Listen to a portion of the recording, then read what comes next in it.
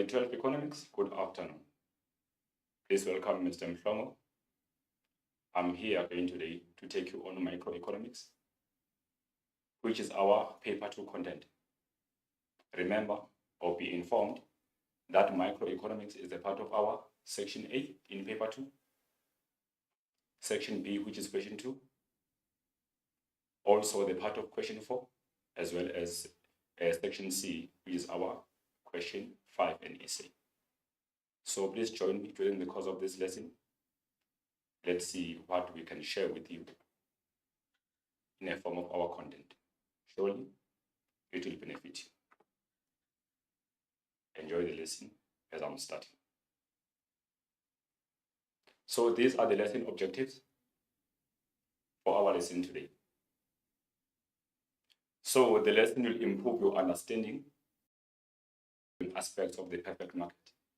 Number one, you will be reminded of the costs and revenues that were done last year in your grade 11 economics. The characteristics and the market structure for the perfect market will be given and will be discussed. And then also the price determination process under the perfect competition will be explained on how is the price determined. And then the difference between the market and the individual firm will be explained to you so that you get a clear understanding in case you come across the question to give the difference between the two. Also, 3 equilibrium positions for the perfect competitive firm will be discussed in this lesson. The shutdown point, as well as the supply curve, will be discussed in the lesson. The Competition Policy Act of South Africa, its objectives, its benefits, as well as the failure and the success will also be discussed. It is believed that you already know the following as for the perfect market, since we have been doing it. Even last year in grade 11, you covered the part of the perfect market. You know costs and revenues that are used to determine profits and losses. You know market structures or the market structure for the perfect market. You also know types of market that exist within the market topic as a whole. And then these are the basic concepts or terminologies that will assist you to go with me and understand this lesson. Firstly, the market. We know the market is the place or destination where buyers and sellers meet to exchange goods and services. The perfect market. This is the market that exists when there are many sellers which exist with none of them, neither producers, having the influence over the price. So it exists when there are many sellers that exist within the market and none of them can influence the price. Imperfect market. This is the market that prevails or that occur if the perfect market conditions are not met. Then we regard that one as an imperfect market.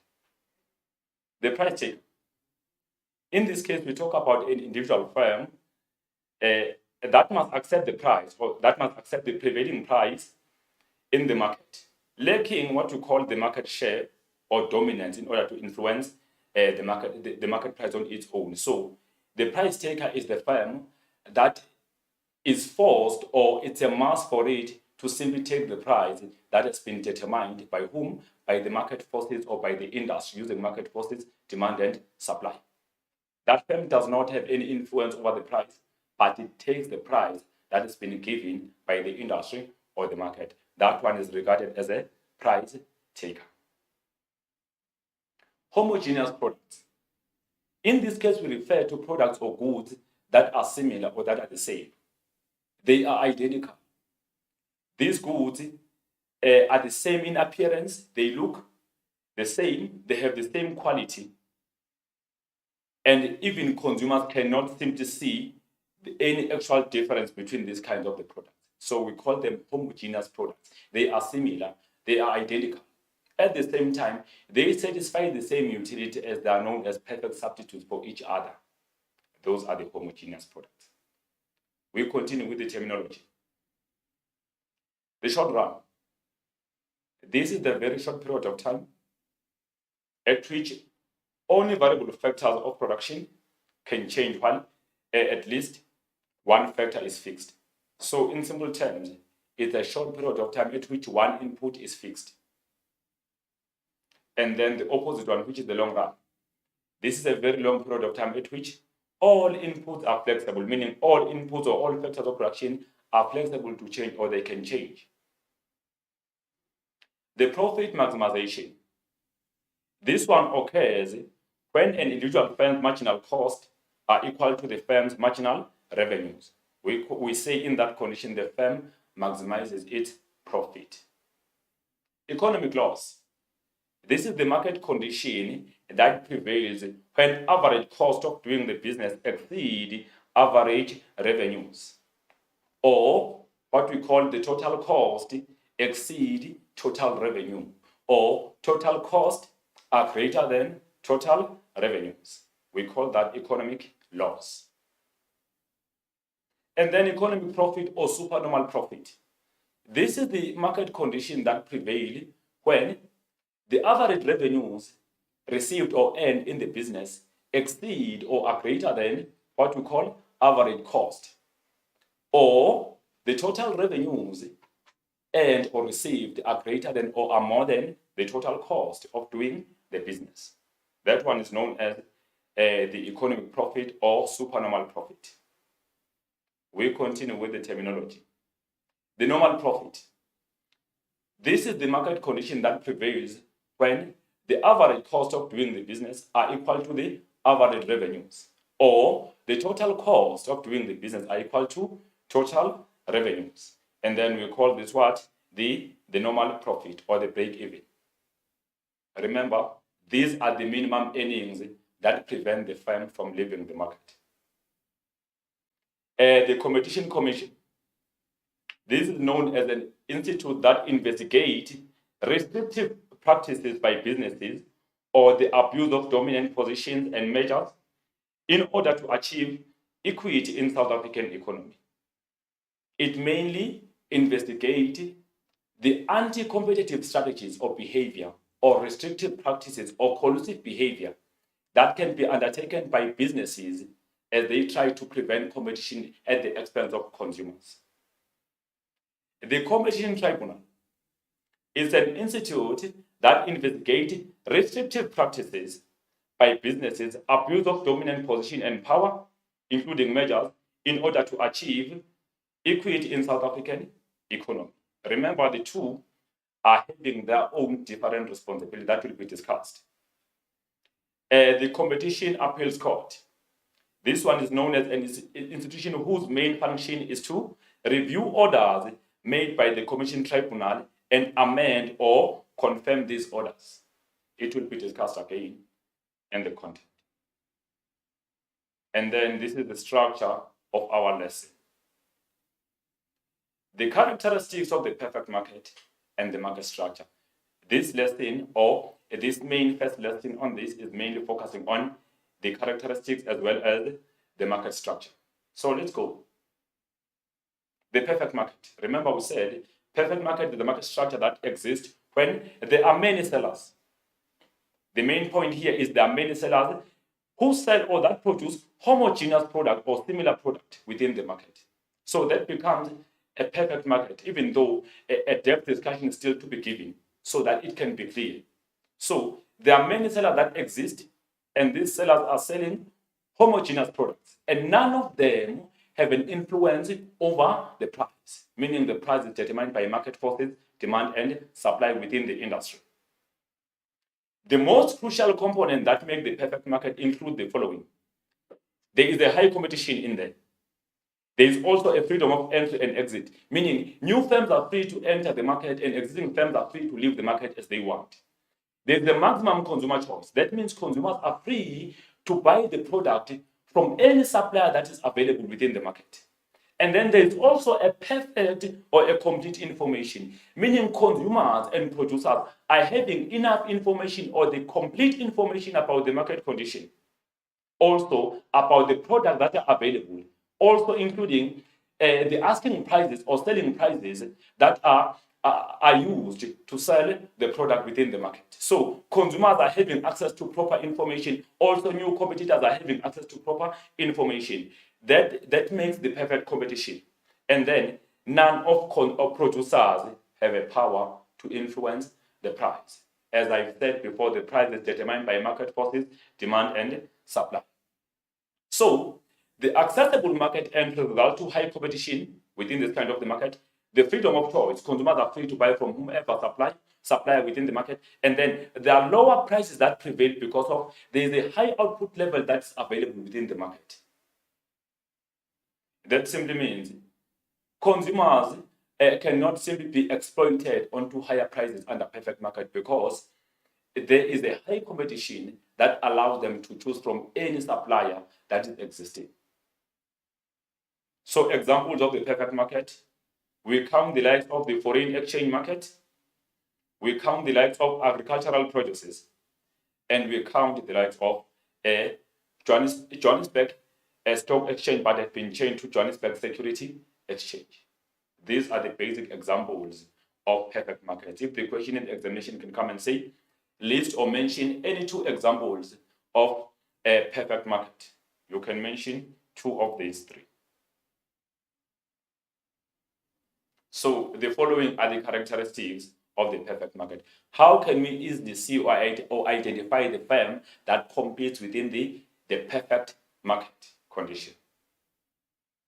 So each firm that is existing under the perfect market produces or supplies homogeneous products. Remember the following: for the product to be homogeneous, it should look the same, having the same quality, being the perfect substitute for each other, satisfying the same utility. That particular product or those goods are known as homogeneous or similar or identical products.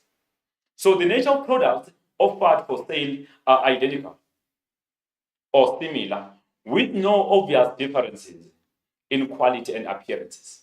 It's not easy to simply separate them, that they just look the same. They taste the same. They satisfy the same utility. They easily replace one another. Hence, we say they are homogeneous. So homogeneous products are perfect substitutes for each other. They can simply or easily replace one another as they satisfy the same utility. And then the product similarity has no influence on buyers as they choose to buy from different suppliers in the market. So since these goods are the same, consumers can buy from any supplier that is available within the market because these goods are simply the same. Number two, we say here we have many buyers and sellers. Under this kind of the market, there are many buyers and there are many sellers, but we focus mostly on sellers because buyers are always many in the market. So in this kind of the market, there are so many sellers that exist to the point that any new firm that is willing to enter the market and compete is simply free to enter the market and compete because the market is too accessible to new entrants or new rivalry firms. Also, those firms that are willing to leave the market after they have maximized their profits are free to leave the market, meaning there are no barriers that exist to prohibit the entry of new businesses within the market. So the market is accessible to new entrants, which increase the number of suppliers. Due to the fact that the market is too easily accessible, then suppliers will always be many in the market. And then each individual producer only supply the smaller part or the smaller portion of the total market output. So that means each and every existing firm is producing its small portion that constitute the total output production or product for what? For the industry or for the market. Each firm is having its own product that are produced. And then those products can be counted to give us the total size of output produced by the whole market. Remember, there is a difference between the individual firm as well as the industry or the market that will be discussed. A producer will be able to control only utilization of factors of production. and the extent of his production with no control over the price. So in this case, each producer can mainly control or influence his or her factors of production and the output side he or she can produce, but cannot control the price because the price is determined by market forces, demand and supply. So all perfect market individual firms are known as price takers. None of them can influence the price. As much as there are so many in there, none of them can influence the price. And as much as firms are entering the market, the competition will always increase. And existing firms are losing their profits because of high competition. At the same time, as much as firms are increasing within the market or perfect market, what happens? This will simply lead to, number one, profits will be reduced or they will be lower because consumers now will be splitting to various firms that are available in the market. At the same time, what will happen? The market share will be lost, meaning number of consumers that each firm is possessing or having they might decrease because they shift and go to new firms that are coming in with new promotions and new advertising techniques. So this simply leads to the perfect market being so good and being so perfect, having consumers floating between firms that are supplying the similar product. So we say there's a large output side, meaning the output produced, the quantity of goods produced within the kind of the market is too high or is too large. What causes that? That is because there are so many firms that are existing to produce the same product. That will lead to the large output size because remember, I've just told you or I've just said, each firm is producing its own output that allows it to maximize its profits. Therefore, collectively, the sum of all of these outputs produced by individual firms will give us the sum of output size for the industry or the market. So large number of sellers result to high output size within the market. Since there are so many sellers that are existing, there will always be more output size within the market. This allows consumers to a freedom of choice as they can buy from whomever supplier in the market. So they buy from whoever that they prefer. No one can restrict them or stop them to buy from the one that they prefer. So they have what you call a freedom of choice. They can buy from any supplier that's available in the market because remember, these suppliers are supplying the same product. Also, inefficiencies and shortages do not easily occur in this kind of the market because of large number of businesses that exist to supply these products. So it's very much difficult for consumers to find themselves without the product within this kind of the market because if firm 1 does not have the product, firm 2 might be having the product. So due to the fact that there's a perfect competition, there are so many firms that are existing with the large output, consumers are always having an access to the product they want because they can choose to buy from any. If one firm does not have the product, one firm is having the product, so it's easy for them. That's why we say inefficiencies and shortages do not easily occur. Also, the firm or individual firm here is the price taker. No firm under the perfect market or no individual firm under the perfect market can influence the price. The selling price is determined by market forces or by the interaction of market forces, demand and supply within the market or within the industry. The firm is regarded as a price taker. It takes the price that has been set by the industry. Then you ask yourself, what happens if one firm under perfect market decides to sell the product above the market price? That will simply lead to the firm losing its consumers or losing the market share.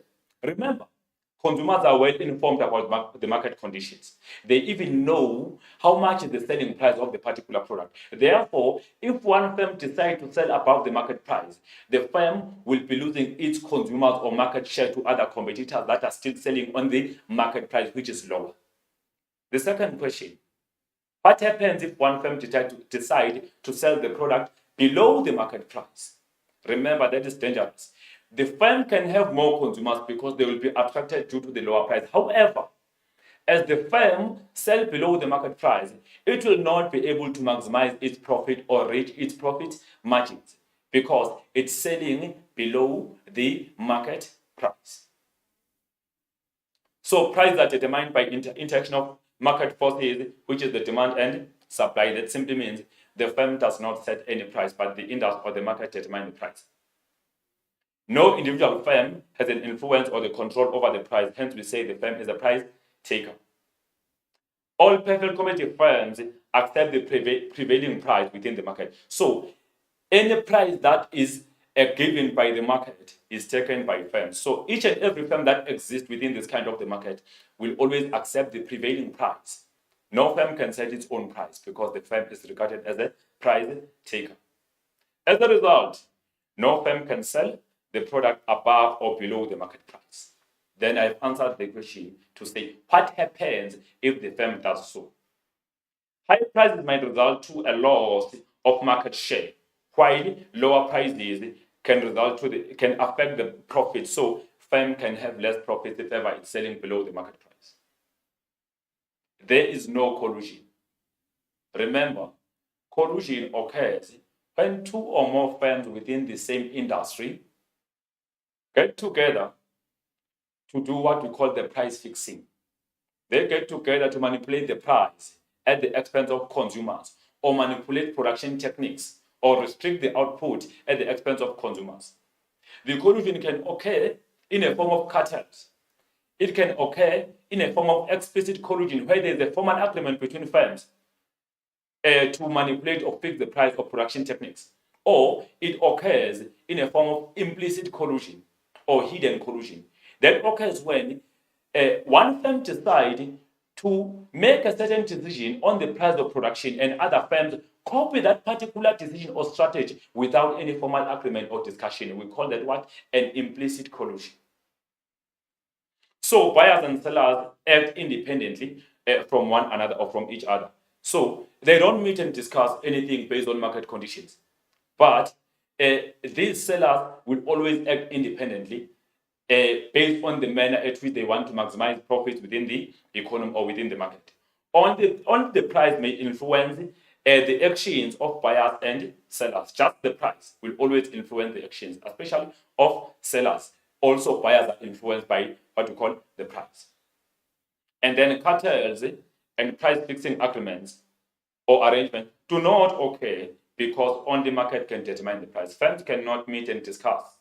Firms cannot form measures in order to restrict the competition within the economy or within the market. And then collusion means that sellers and buyers enter into an agreement, arrangement, or understanding to limit competition in order to gain the market power so they can influence the price.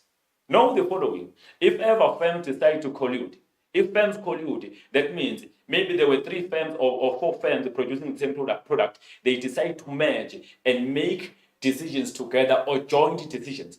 That will lead to consumers deprived of having more choices. What causes that? If firms are competing openly, that allows consumers to have the freedom of choice. But if firms are joint in decision making, they tend to have common decisions that might affect the consumer choice. So that simply restricts consumer choice and also affect the competition, also exploit consumers onto buying the product at the higher price. That is the effect of collusion. There are no barriers to entry.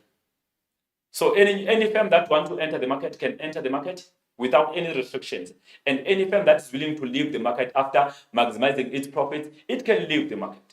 Remember, under perfect market, firms are always attracted to enter if existing firms are enjoying supernormal profits.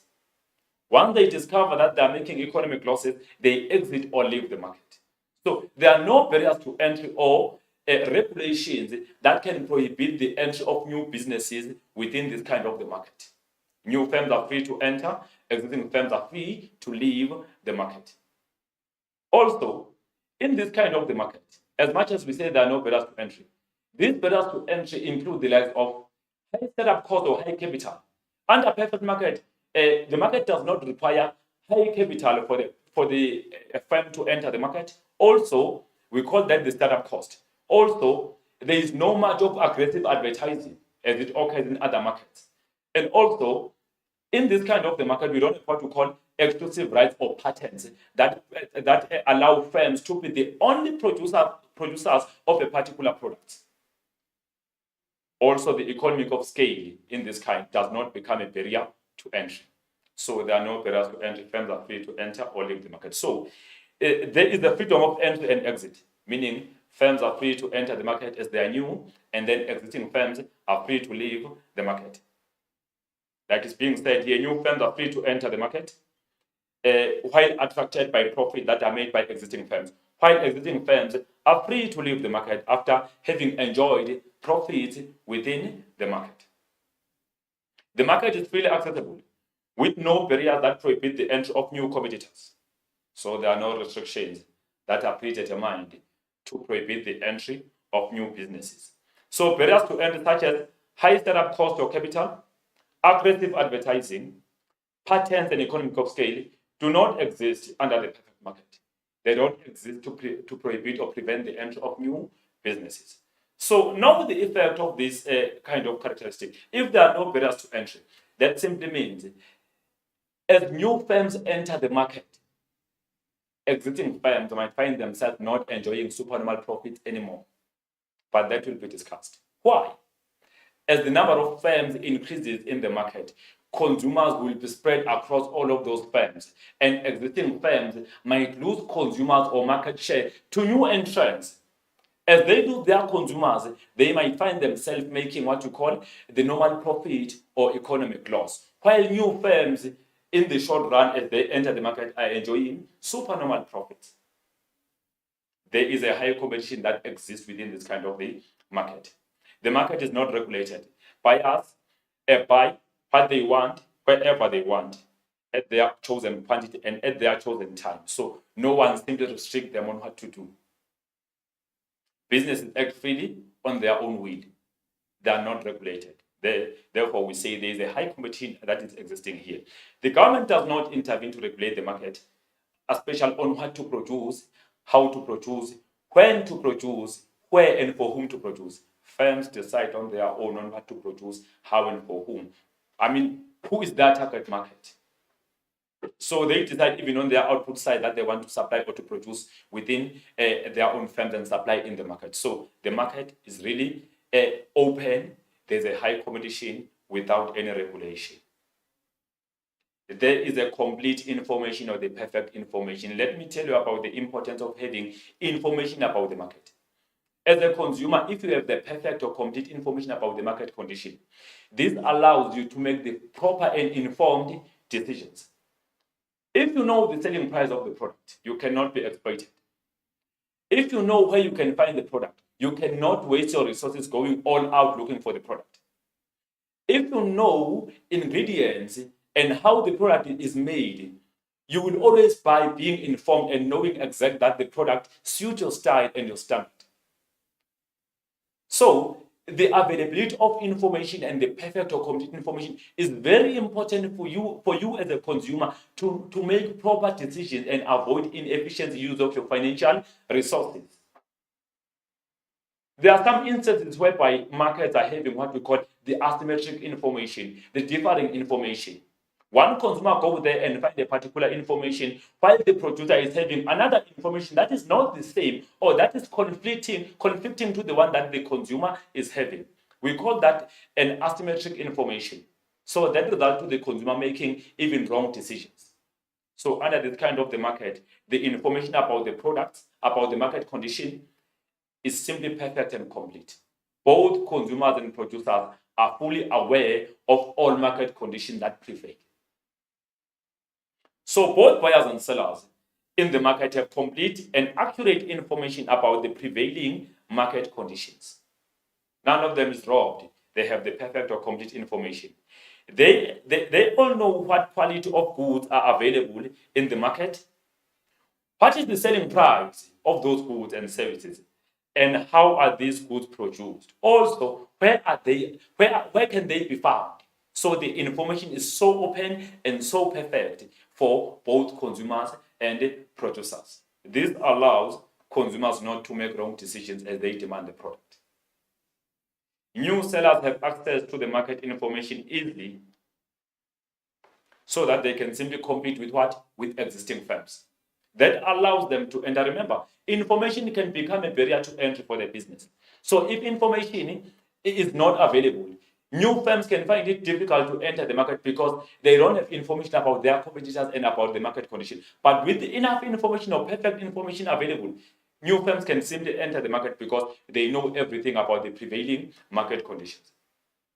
All buyers know what are the characteristics of the producers, and then how much they should be paying and where they can find the product. They simply know they have that particular information. So it makes it easy for them to avoid wasting their financial resources as they want to buy the product.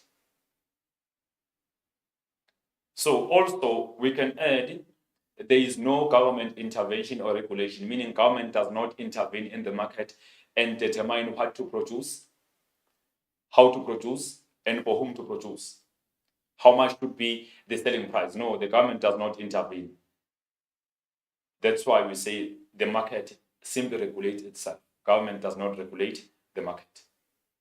So what are the benefits of the perfect market? This can be the higher order question, especially it can be your 8 marks question in your 2.5 or 4.5. It can also be your additional part in your essay. So let's see. How do perfect markets become an incentive into the economy and social welfare? Meaning, how can perfect markets benefit the economy? So the following are the possible responses that you can mention. So the perfect market results to variety of choices. Remember, there is a very high competition in the market which creates variety of choices for consumers. If a consumer is having much choices, the consumer is well improved, the living standard is well improved because the consumer can buy from any supplier.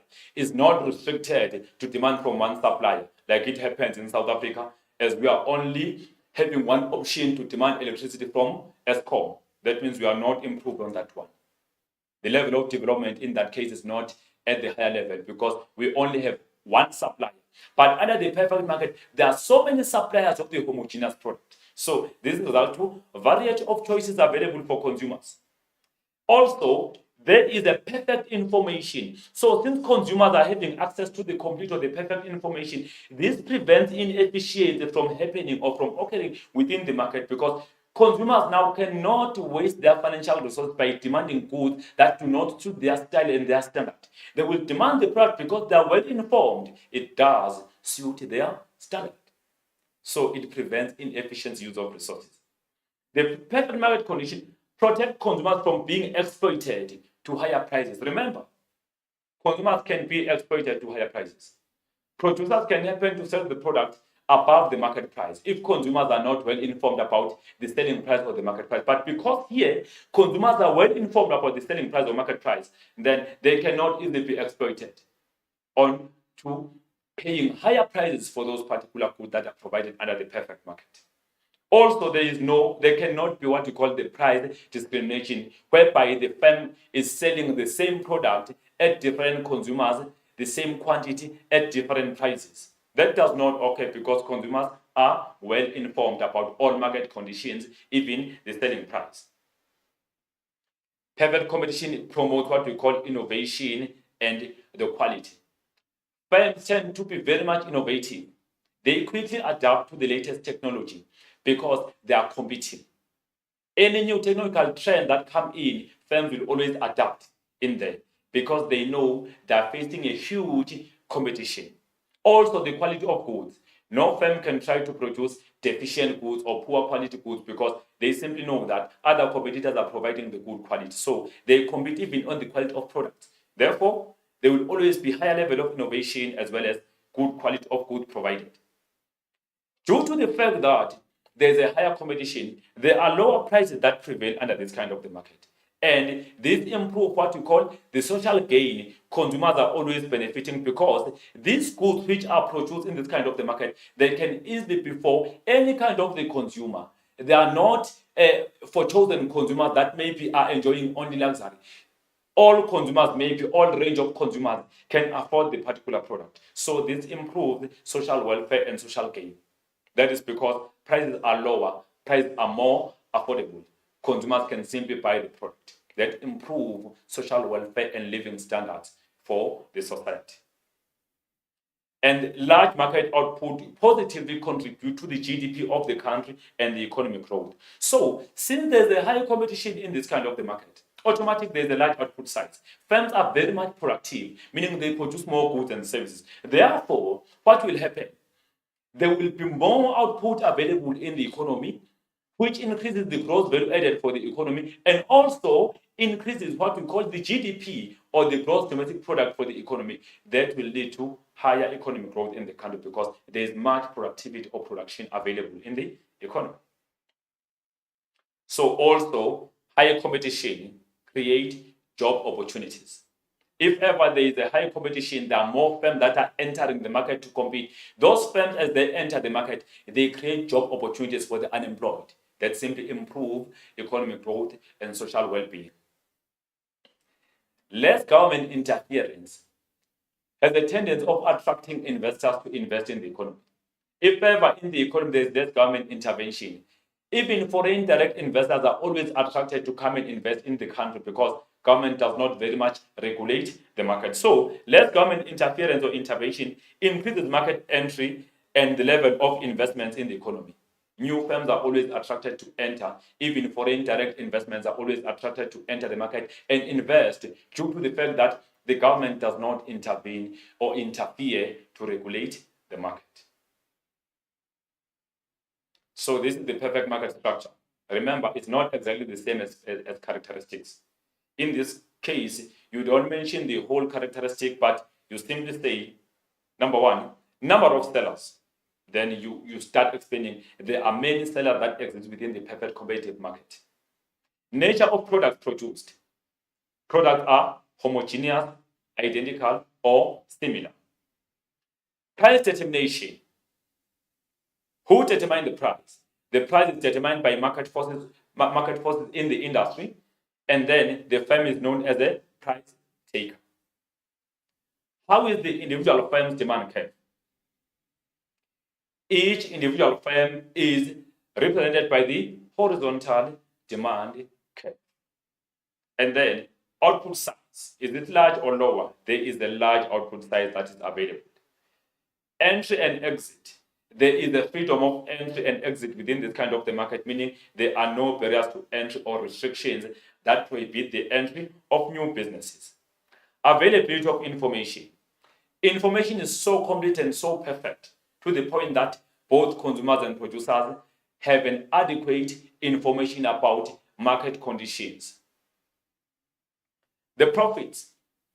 Firms enjoy supernormal profit in the short run and normal profit in the long run as new firms keep on entering the market, which lead to existing firms losing their consumers or market share to new entrants. Market regulation. The market is not regulated by the government. Government does not interfere or intervene to determine what to produce, how to produce, and for whom also, how much should be the selling price. Now we move to the next one, which is the industry and the individual firm. So we look at the difference between the industry and the individual firm. How does it differ? Because there is a difference between the two. Remember, we have an industry. Within the industry, there are some small firms that are existing within the industry. So here we want to draw the line. That is very much bold for you as the line to be able to see or to know the difference between the individual firm and the industry under the perfect market. The industry is so big and regulates all firms that are existing. Remember, the industry is also known as the market. Within that particular industry, there are firms that are existing to produce similar products. So all regulations that firms are possessing are informed or given by the industry itself. There you go. There is the industry. It's a part of the umbrella, the big umbrella in there. And then down there, we have individual firms that is existing. So there are so many firms that are in there within this kind of the industry. So it can be a firm. So many firms can exist in here to produce the similar product in this kind of the market, which is the perfect market. So there are many firms that are within the industry. So there we say we have this individual firm that exist. So we will draw the line between the industry or market as well as the individual firm. So we spoke about the short run and the long run. So the difference between the two, you can come across the question in the exam asking you, briefly discuss the difference or distinguish between short run and the long run. So we simply say short run is a short period of time at which at least two inputs are fixed. In there we can talk of the capital and land. And then only variable factors of production are flexible to change. Only variable, only those that can change. And then if we talk of the long run, we talk about the period of time that is too long, whereby all inputs are flexible. If we talk of inputs, we talk about factors of production, remember. So the period is too long for all factors of production to change. So they can change because the period is too long. We call that what? The long run. New firms can enter the market while existing firms can exit the market. That is the long run. And then as we determine the industry and the market giving the difference, we deal with what we call cost and revenues for doing the business. So these are the costs that we use to determine either the business is making a profit or a loss, or if the business should shut down or it is making the normal profit. We have a variable cost. These are the costs that change with the output. So variable cost can always change with the output. As the firm produces more of particular product, a variable cost will increase. As the firm produces less of the particular product, the variable cost will decrease. We talk about the likes of the cost of electricity and the cost of water. They always change with the output. Those are the variable costs. We talk about the fixed cost. These are costs that do not change with the output. They remain constant for the given period of time. For instance, if the firm is producing more of the particular product, the fixed costs remain constant or remain the same. If the firm does not produce at all on the day or on the month, the fixed costs remain the same. It doesn't change. We talk about, for instance, the rent or rental amount. If ever the firm is renting a certain area, having signed the clause for maybe for 12 months, if the firm doesn't produce on a particular month, the firm will keep on paying the rent at the same or at the fixed amount. Average cost. This is the cost per unit produced. Each and every unit that has been produced, it is having its own cost. We call this the average cost. So there's a formula for that one. We say AC equals to total cost over quantity equals to AC equals to TC over Q or over output. The marginal cost. We talk, in this case, we refer to the cost that incur after producing an extra additional unit. Maybe you have produced 5 units and then you add number 6. Then you can be able to calculate the marginal cost, because to calculate the marginal cost, we say what you call the change in what you call the change in the quantity over the change in price. So in this case, an extra additional unit that has been produced will give us what we call the marginal cost. We continue with the cost, the total cost. This is known as the sum of variable cost and the fixed cost. Put them together, get what we call the total cost or the TC. Average variable cost, the variable cost divided by the total output. AVC equal to VC over Q, and then average fixed cost, we say the fixed cost over the output, meaning AFC equals to FC over Q.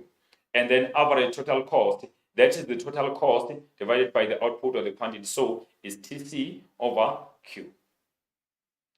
And then we have revenues, which is the income for the business. Remember, costs are the expenses for the business. So this is the income earned by the business after sale. Average revenues. These refer to revenues or income earned per individual unit or user. So in this case, we say AR equals to TR over Q. And then marginal revenue. Revenues received after selling one extra additional unit, which means MR equals to TR over Q. And then total revenues equals to the total income received from the sale of goods and services. Then we say TR equals to the price times quantity. Those are the costs and revenues that we use to determine if the firm is making a profit or a loss, or if the firm should shut down, or if the firm is making the normal profit.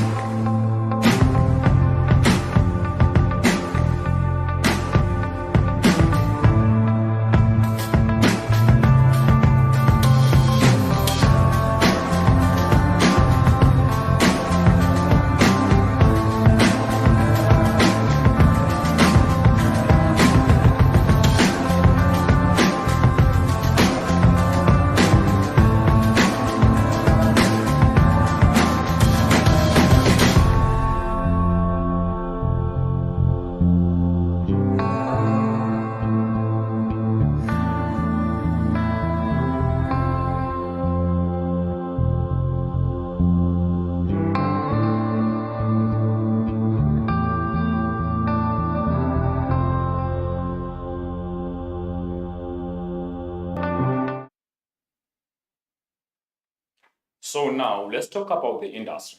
What is meant by the industry? What is the industry? How does the industry differ from the firm? How does the industry or the market differ from the individual firm under the perfect market? So an industry consists of all firms that produce the similar or homogeneous product. That is known as the industry. It consists of all firms that are producing the particular product which is similar among them all. We call that the industry. And then the total output for an industry is the sum of all same output produced by different individual firms. So if one firm is producing 20 items, another firm is producing 10,000, another firm is producing 1 million, we add the whole of that output and put it together, it will give us the output for the whole industry or for the whole market. While each firm is having its own small portion or output that it produces in order to maximize its profits. Industries differ in number of firms. Some are having many firms, while some are having less firms. The number of firms in an industry will influence possible market share. Each individual firm has the power to influence the price. So in this case, remember, in the perfect market, no firm can influence the price. But generally, as we talk about the industry, if there are so many firms that are existing, there will be no dominant firms, because these consumers that they have are shared in between, or the market share is shared in between. So no firm would be having a dominant position or the dominant power to influence the price under the perfect market, due to the fact that there are so many sellers, there are so many individual firms that are existing within the same industry as they produce the similar or the same product. The fewer firms are in the industry, the larger the market power they have. So if firms are very few in the market, they will be having more market power. There will be even dominant firms in there, because there are very few firms that are existing in that particular industry. But if there are many, there will be less chances of having dominant position or dominant powers over market share or consumers, or even having the influence over the selling prices. The individual firm is the price taker. So each firm that is existing under the industry takes the price that has been determined by the industry. No firm can influence the price, since the price is determined by the industry or the market through the interaction of market forces, demand and supply. The firm, now we are moving from the industry. We move to the firm. The firm can decide to sell at any quantity of product at the given market price. It is given the price by the market or industry. Then the firm just needs to decide how much product should be, how much of product should be sold, so for the firm to maximize its profits. It decides on its own. This means that the demand curve for individual firm is horizontal. So if the firm is a price taker, it's taking the price from the industry. As the industry sets the price, the firm takes the price. Therefore, that will lead to the demand curve being horizontal. The perfect information makes it impossible for individual firm to charge a price above the market price or selling price, because consumers are fully aware and informed about the selling price and all prevailing market conditions. So if ever the firm decides to sell above the market price, consumers will go and buy from alternating firms or other competitors that are offering the similar product within the same market. The individual producer also will not charge the price that is lower than the market price, because it would not be rational, and he or she will not be able to maximize profits, or profit margins cannot be reached if ever the firm is selling below the market price. Those goods will be cheap, there will be more consumers. However, that can lead to the firm failing to maximize the profit or reaching its profit margins. So now we illustrate the graph showing the price determination. That is the price on our vertical axis. It's a quantity or the output on our horizontal axis. The industry supply curve is upward sloping. There you see supply. And then the industry demand curve is downward sloping. There you see the demand curve in there. And then we connect our equilibrium.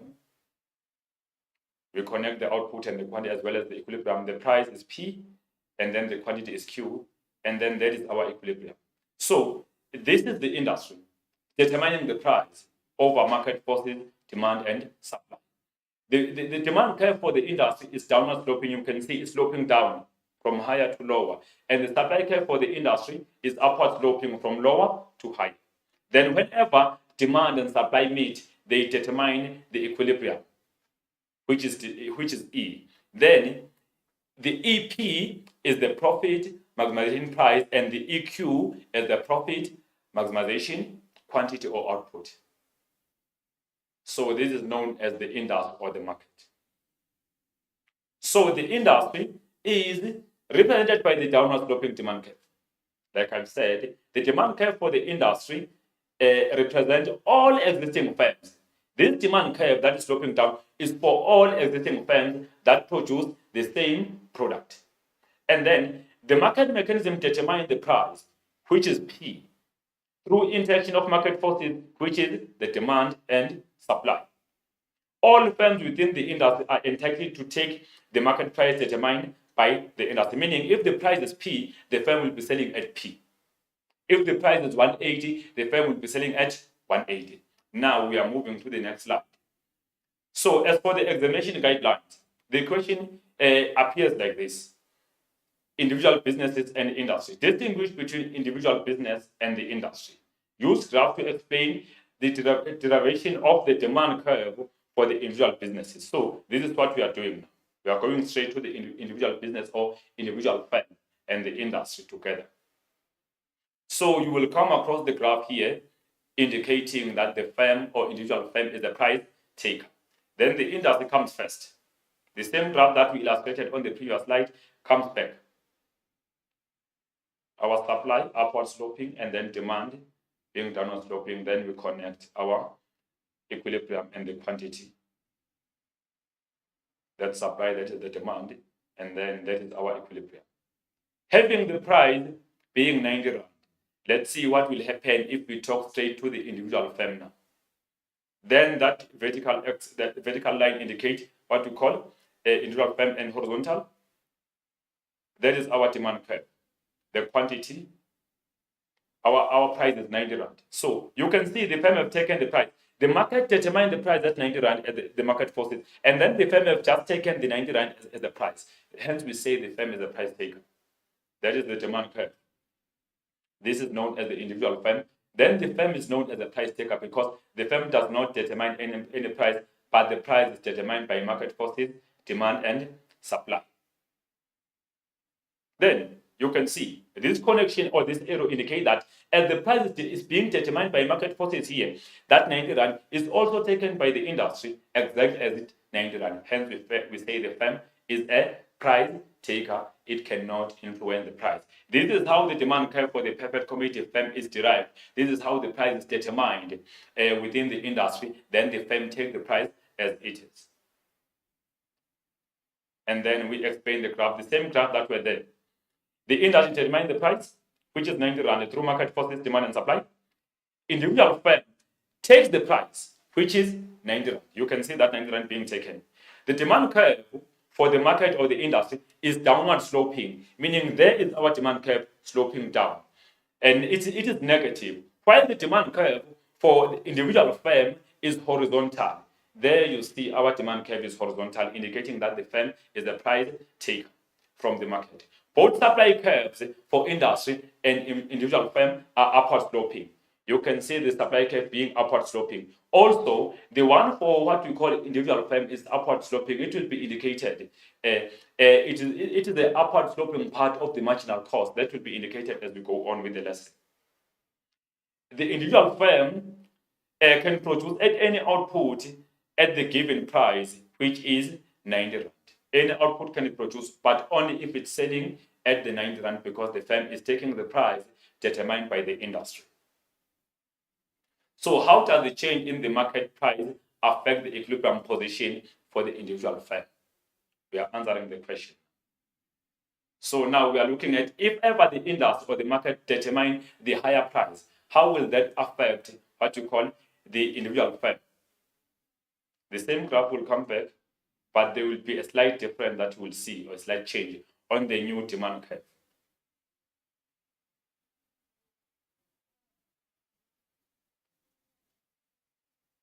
And then we are drawing now our individual firm demand curve.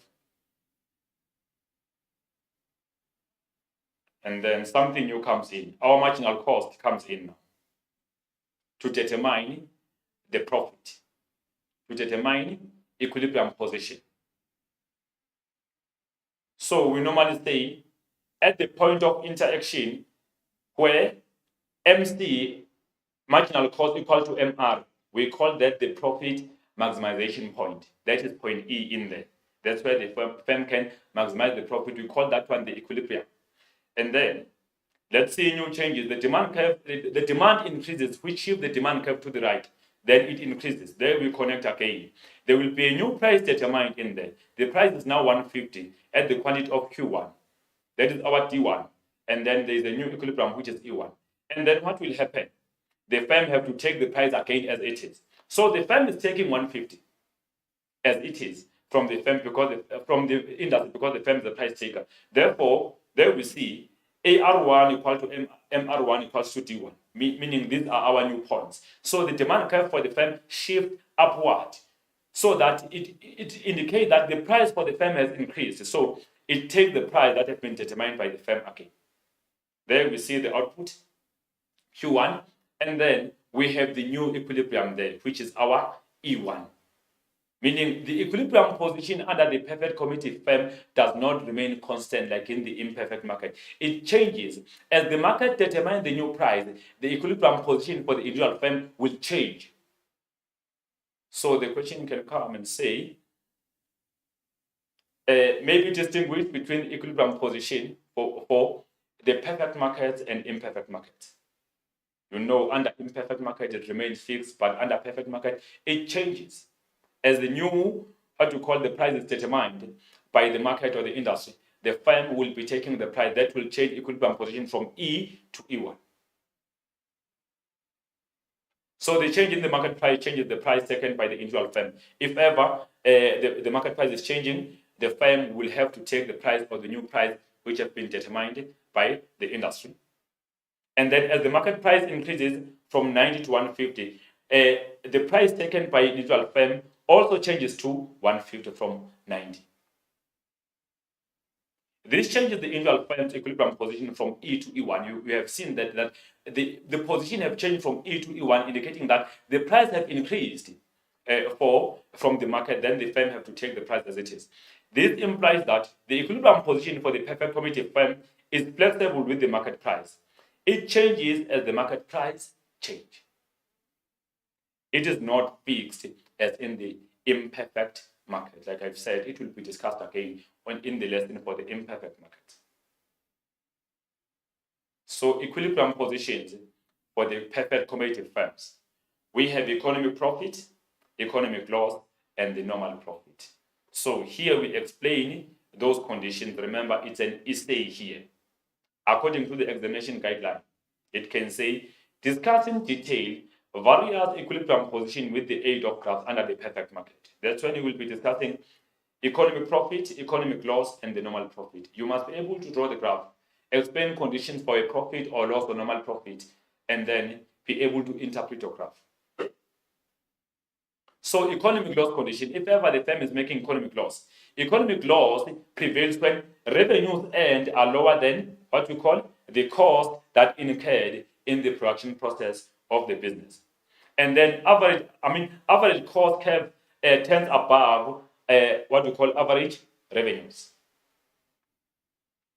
And then average cost or total cost are greater than average revenue or total revenues. That means AC is greater than AR or TC is greater than TR. Then the firm will be making economic loss. The economic loss condition indicates that less revenues are earned after sales as compared to the cost incurred during the production process. That means in this kind of the business received less income while it spent more money to produce that particular product. That becomes economic loss for the business.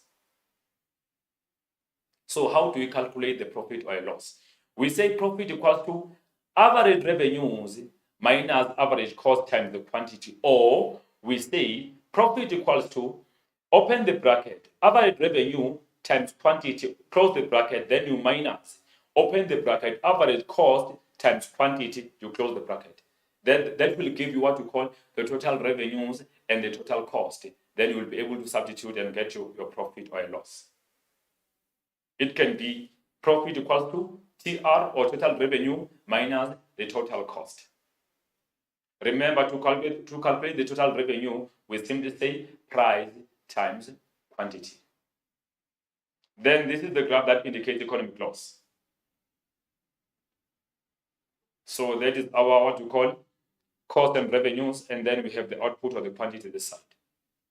And then what next? We have our demand curve, which is AR equals to MR equals to D, because it simply means along this demand curve, average revenue and marginal revenue are equal to the price and the demand in this condition.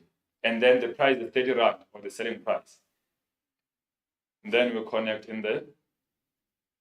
There is our marginal cost. That is AC, and then that is MC. That is the shaded area. That box indicates economic loss. Why are we saying this is the economic loss? In this condition, the business is not making a profit, it's making economic loss because the cost of doing the business are higher than revenues received in the business. Look at this. How much are our revenues? These are our revenues. Ne? So this means our revenues are equal to 30.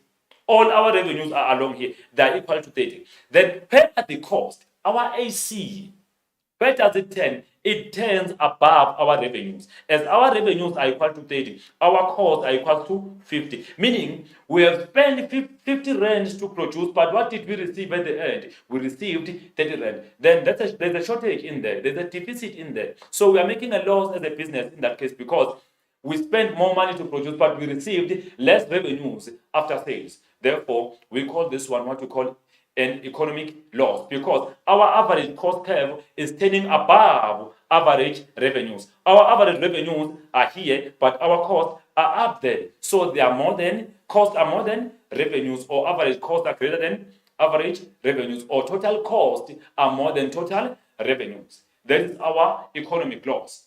So that E indicates the profit maximization point where MC equals to MR.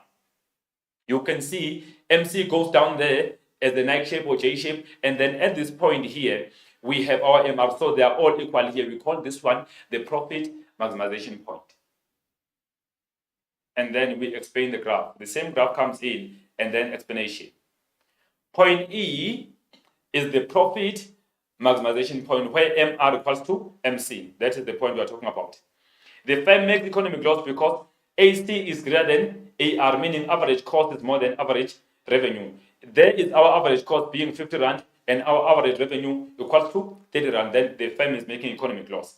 Shaded area indicates economic loss. This area that is shaded in red indicates that the firm is making economic loss. And then 30 rand, this one is the profit. It indicates the profit maximization price. The firm is selling at this amount to maximize its profit. And then AD as the output indicate the profit maximization quantity or output.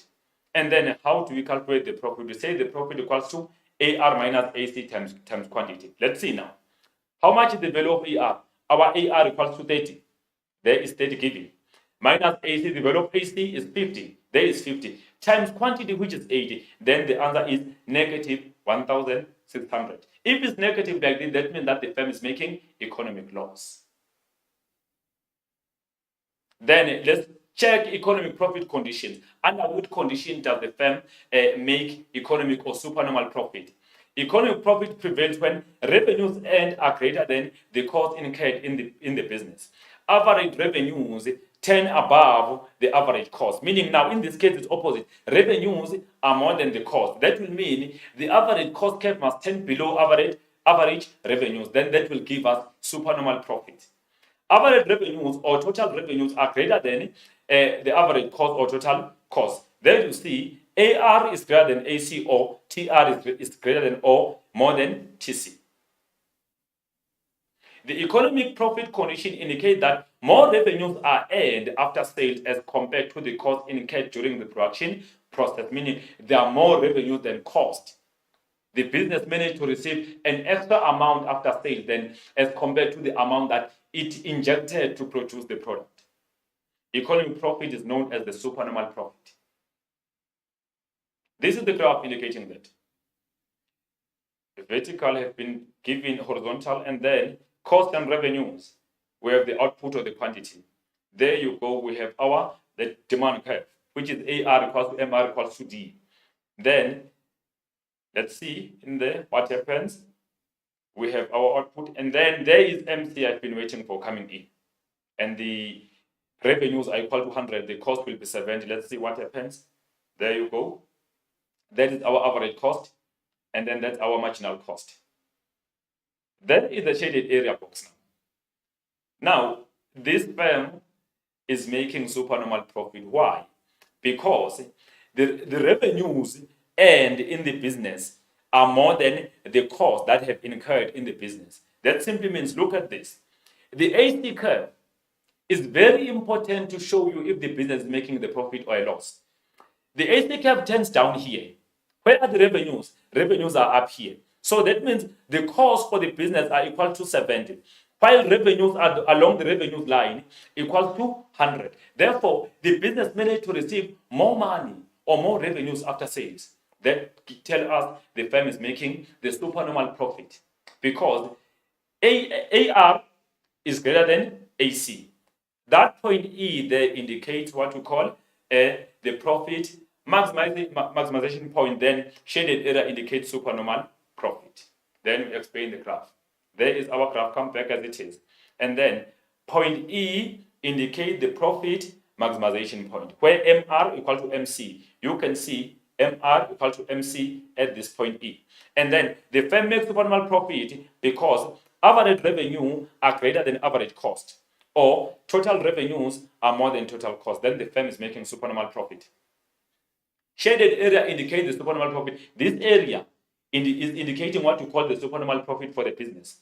100 is the profit maximization price. This 100, the firm is using it to maximize the profit, and 90 is the profit maximization output along at this point E. And then it's a profit or supernormal profit. Let's see, average revenue minus average cost times quantity. That means now let's see the amount of AR equal to 100 minus 70 times 90. And then we get 2,700, which is positive. Then the firm is making a supernormal profit in this condition, meaning revenues received or earned in the business exceed the cost that incurred in the business. Remember again, AC should turn below AR. That's a supernormal profit. Economic loss, AC should turn above AR. That's economic loss. Then let's look at the normal profit now. Normal profit condition prevail when revenues earned are equal to the cost incurred in the business. So both revenues and costs are equal. Cost can be 50, revenues can be 50. That will lead to the business making normal profit, not making a profit, neither a loss. We call that a break even. Average revenue curve turns on the average cost. And then average revenues or total revenues are all equal to the total cost or total revenue. AR equal to AC or TR equals to TC. That's when the firm will be making the normal profit. So there is no loss, there is no profit, it's normal. And the normal profit condition indicates that revenues earned after are equal to cost incurred in the production. So revenues earned after sales are all equal to the cost that incurred in the production for the business. So this one is known as the break even, as the firm is not making a profit, neither a loss. These are minimum earnings that prevent the firm from leaving the market. So the firm is not making a profit, is not making a loss. It simply gets its money that is injected. So that prevents the firm from leaving because there is no loss that has occurred for the firm, either no profit. Then this is the condition in terms of graph that indicates the normal profit. So the same story comes back, but you will only change the positioning of AC. AR, MR, AC, and then we connect. That is 8 in terms of quantity. That is our marginal cost or MC. The price is 50. There is our average cost or AC. Indicated, labeled, indicated.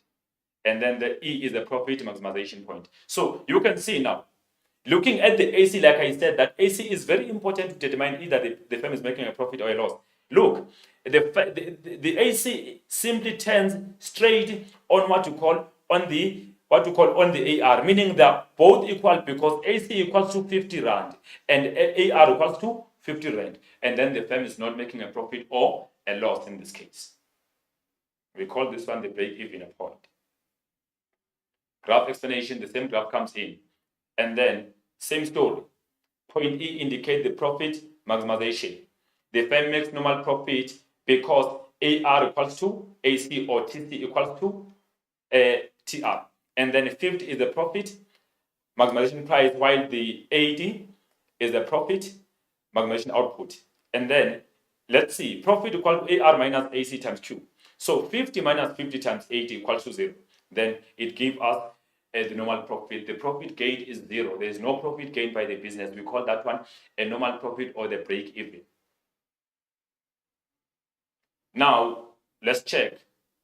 At times, firms happen to shut down or close down because they cannot cope with paying operating cost. So here we illustrate under which conditions will the firm shut down? Under which condition will the firm decide to leave or exit the market?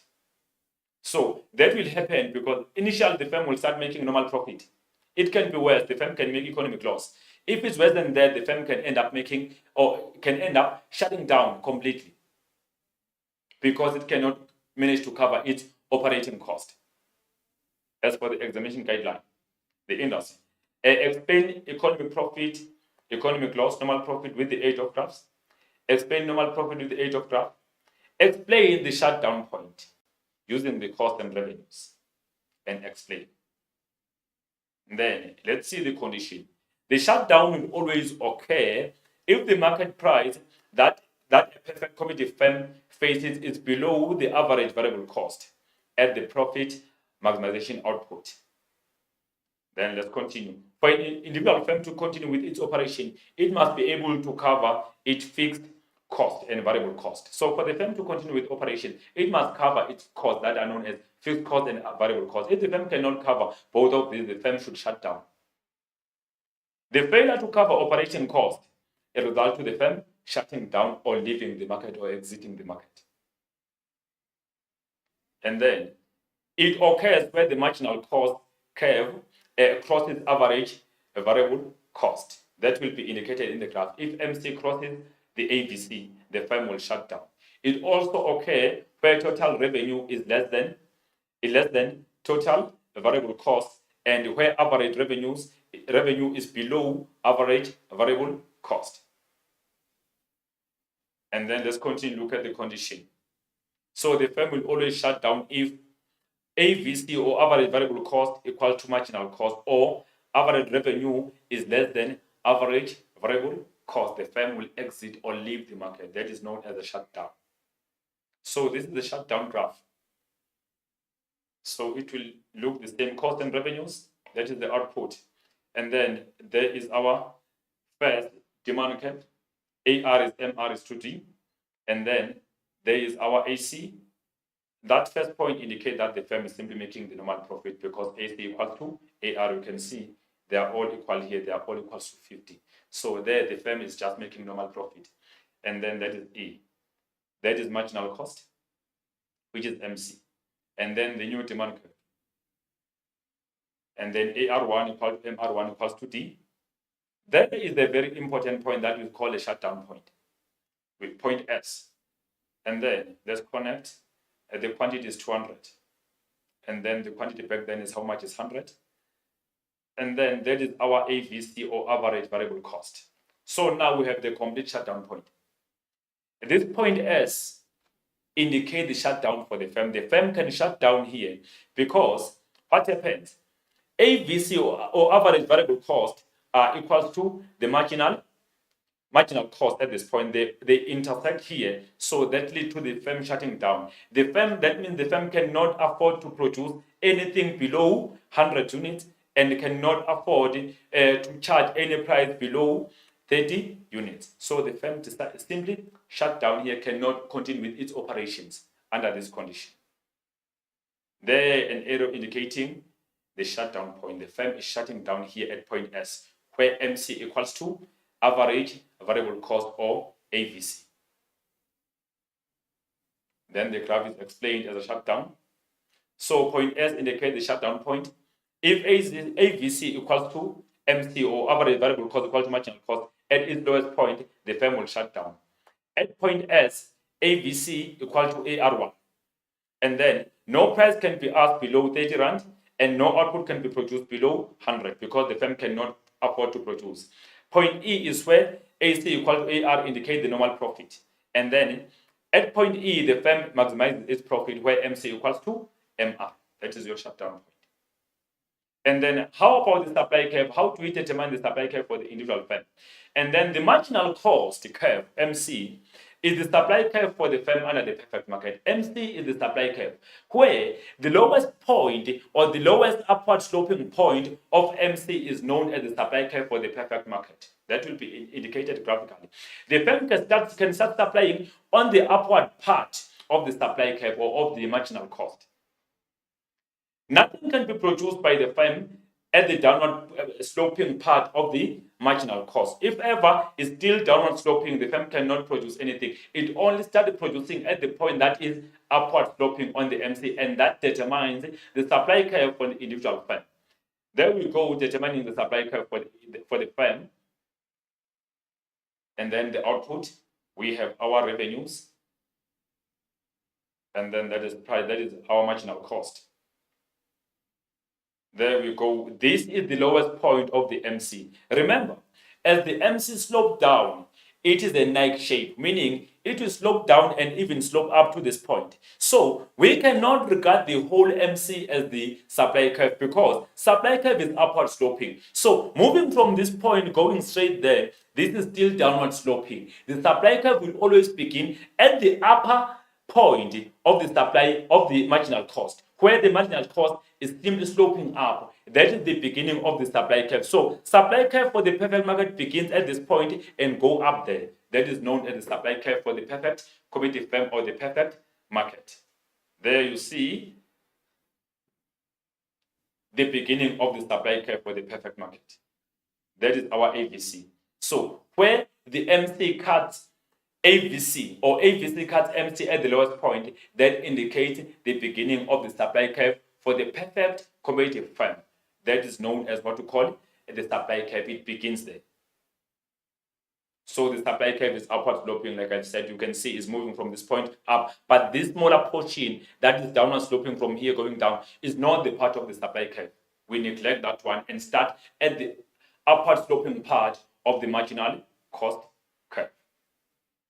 And then the Competition Policy Act of South Africa. This is the last portion of our lesson. So, what are the main objectives? What does the Competition Policy Act of South Africa do?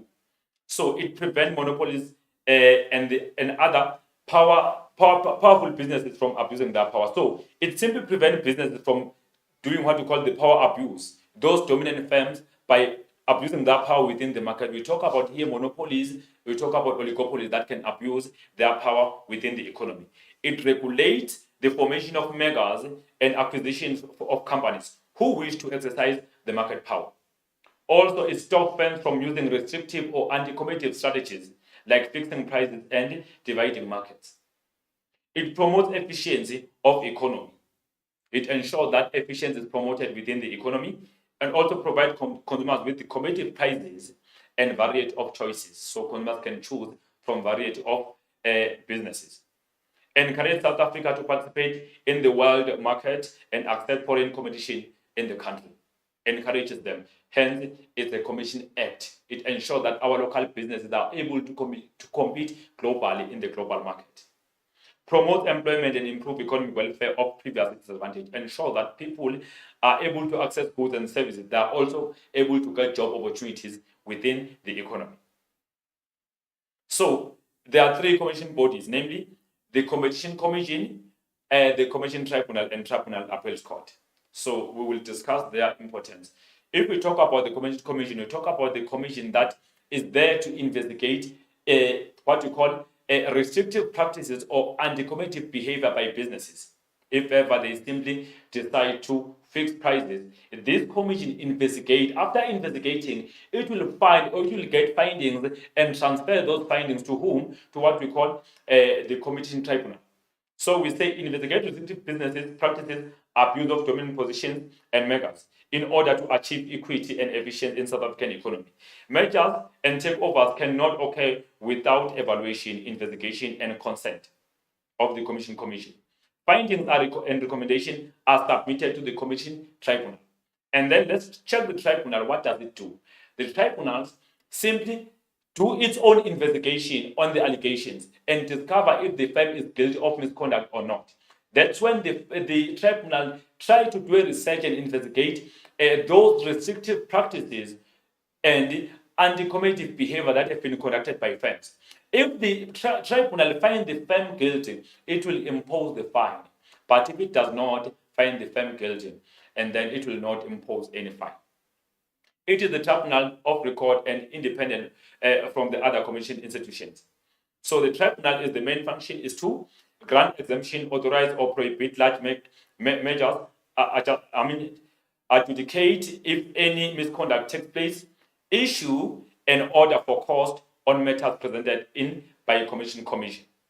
So if ever the commission have simply suggested the fine, then the tribunal will reinvestigate and see if those allegations are correct or not. Then it will take the fine or simply withdraw. It imposes fines on firms found guilty of misconduct or of collusion or anti-competitive behavior or strategies. And then there is the third one, which is known as the Competition Appeals Court. The Appeals Court, now, what happens in there? If ever the firm has been charged of misconduct and the firm is not happy with the findings of the tribunals, of the Commission Tribunal, the firm has the power or the right to go to the Commission Appeals Court and appeal on those findings. What will happen? The Commission Appeals Court will do its own investigation on the firm's misconduct. If ever the firm is found guilty, what will happen? The charges that were imposed by the Commission Tribunal will remain. But if the firm is not found guilty by the Commission Appeals Court, and then what will happen? The fine that was imposed by the Competition Tribunal will be withdrawn from the firm. So its status is similar to the High Court. Its main function are to review orders made by the tribunal and amend or confirm these decisions.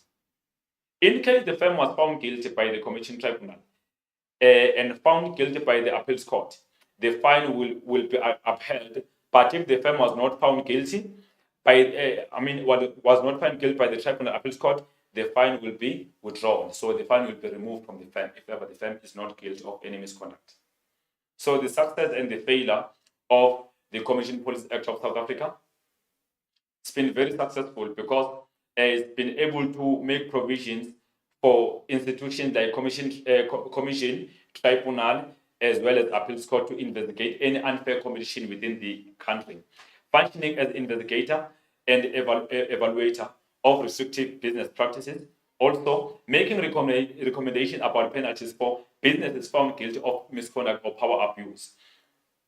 And then we continue. The Commission is empowered by the Commission Act to investigate, control, and evaluate restrictive business practices, abuse of dominant power or positions, and measures in order to achieve equity and efficiency in South African economy. Keeping the economic power of big firms to arrive at a more equitable distribution of income and wealth. And then regulating measures and takeovers to regulate market power of measures. And then we evaluate the success and the failure. The Commission policy has promoted the competitive economy by doing the following: successful investigation on prosecuting unfair competition on a regular basis in a country, making recommendation about penalties for businesses found guilty of abuse or of misconduct, and then implementing the Commission Tribunal who accept or reject investigation and recommendation by the Commission and confirm the penalty imposed.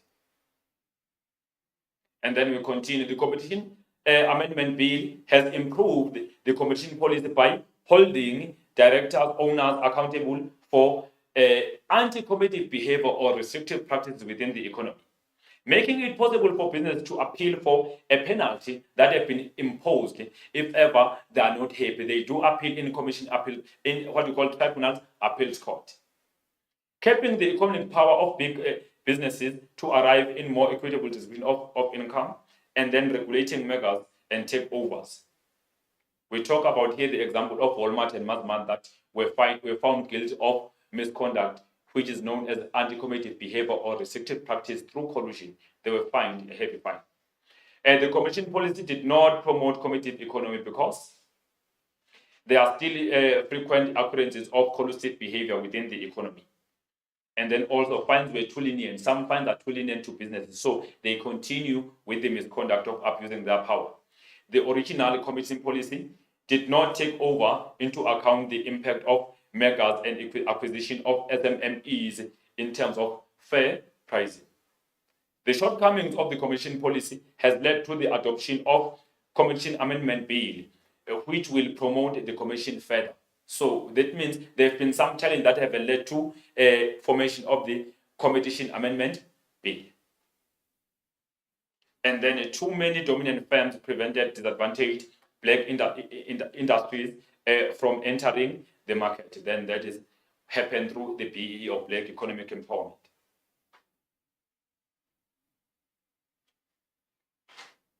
Our lesson ends here. I believe this lesson has had the great impact, and it will also be very much useful as we will be preparing for any upcoming assessment. So here we were only doing the perfect market. Be aware, our next lesson surely will be under imperfect market. That's when you will be able to draw the line between the two. So it's very important that you understand the fact that under the perfect market, the firm does not set any price, does not have any influence over the price. The firm is therefore the price taker. Under the perfect market, there are so many firms that are existing, and these firms are producing homogeneous or similar products, with none of them having the influence over the price. It's very important to remember and know that as much as new firms enter the market to compete, existing firms will lose their profits and market shares. That will lead to existing firms in the long run making normal profit, while new firms are making the supernormal profit in the long run. Remember, be able to analyze your cost and revenues. Be able to use your curves, cost and revenues curves. Also know the price determination process. Know your profit, know your loss, know your shutdown, know your normal profit, know your supply curve. That is very important. At last, remember there's one essay in this kind of the topic, which is the perfect market. That's when you discuss 3 equilibrium positions for the perfect market. You discuss what you call, you discuss the supernormal profit, economic loss, as well as the normal profit. I thank you. Goodbye.